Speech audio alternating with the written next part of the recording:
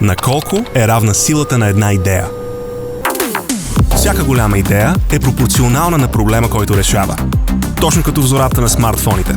Трябваше да измислим начин да заглушим клетъчния сигнал, за да тестваме как иновативно приложение работи с бавен нет. От 2006 насам в Астея се изкачваме към върха, а наши клиенти и партньори са едни от най-успешните компании в света. Тук не просто пишем код, а решаваме истински проблеми. Всеки ден се будим с нови идеи и свободно ги споделяме, защото тук се чува всеки глас. Ние сме мислители, изследователи, откриватели, но можем да бъдем и бойци. Обичаме да се състезаваме със себе си и да минаваме на следващото ниво е нещо обичайно за нас.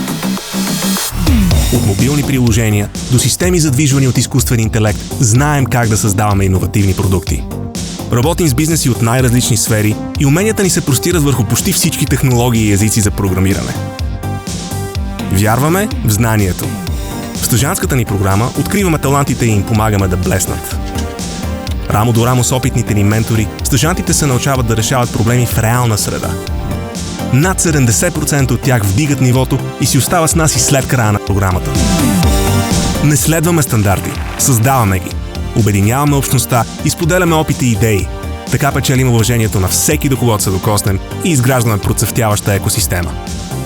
В Астея хората не са просто цифри от екселска таблица. Няма значение дали идваш в офиса в 8 сутринта или 3 след обед. Дали си по чорапи вкъщи, работиш от плажа или от двора на баба си. Единственото условие е да си щастлив и да работиш с вдъхновение. Харесваме се един друг и това е причината да прекарваме толкова време заедно и извън работа. Социални придобивки и бонуси дори няма да ги споменаваме. Искаш оптимизъм, свобода, растеж, имаш ги. Тогава на колко е равна силата на една идея? Равна е на стотици креативни и брилянтни астейци.